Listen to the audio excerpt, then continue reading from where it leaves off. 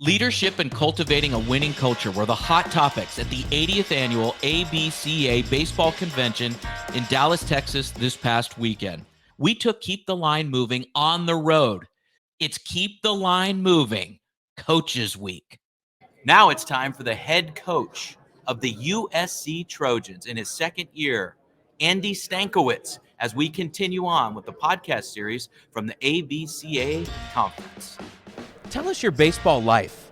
It's worthy of you going from start to finish because it's really, what a journey, my friend. What a journey. It has been a journey. Yeah, I grew up in Southern California. Actually wanted to be a football player more than probably a baseball player, but I wasn't quite the biggest and the fastest, and so we kind of turned my efforts towards baseball and fell in love with baseball, and got a chance to play at Pepperdine University coming out of St. Paul High School in Santa Fe Springs, California, and then played there for 4 years and got drafted by the Yankees, started a professional career, spent a good 6 years in the minors, right? 2 years in single A, 2 years in double A, 2 years in triple A, and then got to the big leagues in 1992, and then I spent the next 7 years in the big leagues then got a little banged up, got sent back down at triple A and had some injuries, and then tried to get back to the big leagues, never made it, and then started a coaching career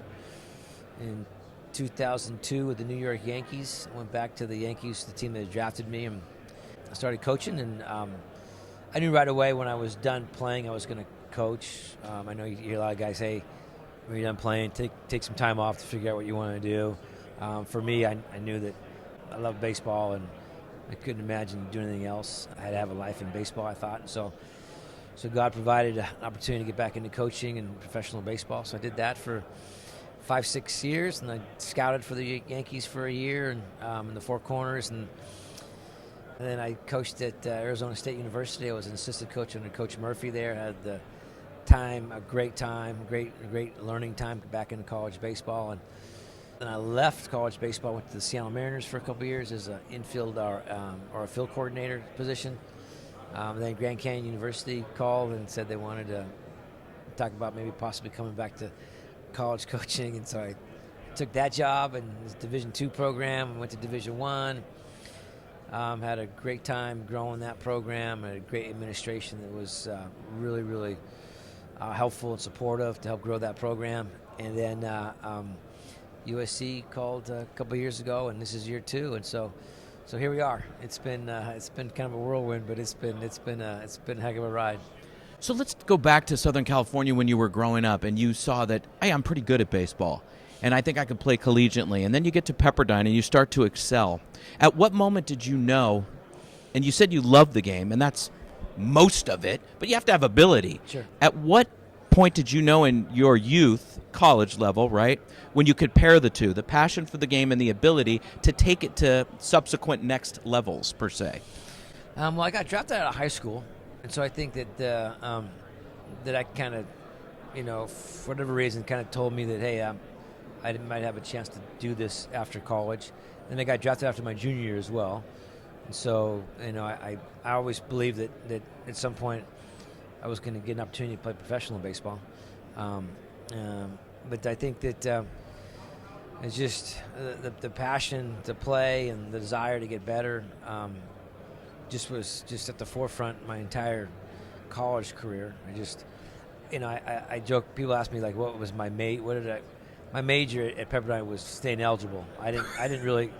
I'll be honest. Now I'm a college coach at USC. It's an great academic university. So our students, I stress the importance of academics. But honestly, I went to college because I knew I wasn't ready to play professional baseball at high school, and I knew that the next route would go to college, and I just wanted to play baseball. I did graduate from Pepperdine, which is a small feat in itself. I just was just passionate about the game, and I wanted to learn. I wanted to get better, and I really enjoyed the competition. I think I was a better professional player than I was a college player because we played every day. College game was fun, but you don't play every day. I really wanted to play every day, and so now I get a chance to turn my concentration, my efforts to help our guys, become the best player they can be. And now I think I knew all along that this is what I wanted to do. So you're at Pepperdine. You wanted to be eligible. That was a great story and all. So since I've started the podcast a year ago, I've had former major leaguers on, NFL players, things of that nature, and I get asked the question a lot. Hey, you talked to all these people that I spent 21 years in professional sports, and they ask me all the time, what's the difference between, let's say, a AAA player, a great college prospect, and a pro? And I always say it's the mindset, and you have it. It's that next level mindset to deal with failure, to deal with success, to get him on the next at bat. You make an error, you forget about it. It's that short-term memory. What was it for you, do you think, mentally, that made you the successful pro that you were? Good question. It's a hard game, right? It's a game of failure, right? So you have to learn how to kind of move on to the next day. And I think that's where I think that the difference for me was, and my son played professional baseball he was drafted out of Arizona State and played professional baseball. And I tell all the guys that are in pro ball, like, hey, get stronger as the season goes along. Because like most of your competitors, they get weaker. They start to slow down, right? The grind of playing every day, the grind of spring training, and now you're into the first month, the second month, third month, fourth month, fifth month, sixth month. If you can finish strong, right? Because there's always like a dog day of a season. Those really exist, and I don't care what level you're at, those exist. So in those dog days, do you have the ability, the mental strength, and the physical stamina to turn it on versus fall back? Because most players fall back. Right. If you want to make a difference, jump out in front of those players and finish well. I think that was something that I was, for whatever reason, I understood that well, and I was like, hey, I'm not going to let myself fall into like, hey, I just want the season to end. I was just trying to push as hard as I could to the very end. Great answer. All right, let's move on to SC. Now you've had accolades in coaching leading up to Grand Canyon, leading up to SC. Second year of the program. What are you aiming to do? Well, I think we're continuing to build. I mean, year one was I think it was a good foundational year. I think now it's about putting stepping stones to continue to move forward. We have a lot of work to do. There's kind of team culture stuff that we're trying to continue to figure out. People think year one that's over with. I don't think that's ever over with. We're always trying to build it. We've got to acquire a skill set, and I like the young men that we've brought in, that our staff has identified and we recruited and we brought in. I don't know that they're ready to play year one, but I like what I see in the fall to where, hey, by year two, I do feel like they're going to be everyday contributors. And so I think that year two, we've just got to continue to build it in every aspect. We got a long way to go. And the competition in college baseball, as you know, it's big. I mean, in Southern California, UCLA, Fullerton, Irvine, Santa Barbara, it doesn't stop, man. It's just so competitive in the recruiting world. And we understand that, and so we got to keep building and keep working hard, and we got to have a growth mindset. We can't get caught up in, hey man, this is the only way to do it. We've got to have our eyes and ears wide open, and we got to listen. We got to learn as a staff, and we got to make sure that we can communicate well to our players. What's an ideal Trojan baseball player? What's the makeup? Who do you want? We want some toughness. We want some. Obviously, we have to have skill set. I mean, I don't care. I tell our coaches all the time, good players make us look good. So let's go recruit really good players. All right, number one. But part of that, Trojan kind of way or mentality will be we have a skill set, but having a toughness about them, right? A relentless approach to the game. We talk about that a lot in our program. The mentality of just showing up every day and good, bad, or indifferent, giving us everything you have. And so I think that's part of it, right? And I like guys with great energy. I like guys that show up every day, excited that it's a new day, and let's get back to work the next day. Great energy, obviously a great skill set, and having some toughness about them. Andy, what do you do when you see a great player but maybe doesn't have a growth mindset, or kind of the shoulders slunch when they K and they're walking back to the dugout? Do you think that, hey, they're at least worth a conversation, or do you just say, nah, that's not a Trojan? No, it's a conversation for sure. I mean, once they're with us, they're with us. Our job is to help them, and so we talk about that a lot of time, and helping them grow. and helping them understand it's a game of failure. And if you want to become the best player, and if you want to be a part of our program, we got to help you get over this hump that for whatever reason is right in front of you. But it happens a lot, man. It's a hard game, and body language, and we get guys that are so hard on themselves. And I was hard on myself as a player, so I understand that mentality. So I think I can communicate well, like, hey, here's what I learned in my experience as a player, right? And I see you, right? I see myself in you, and the way you're going about it. And it's, I want to help you enjoy the game, man. It's a hard game, right? And it's like you strike out. All right, we all strike out.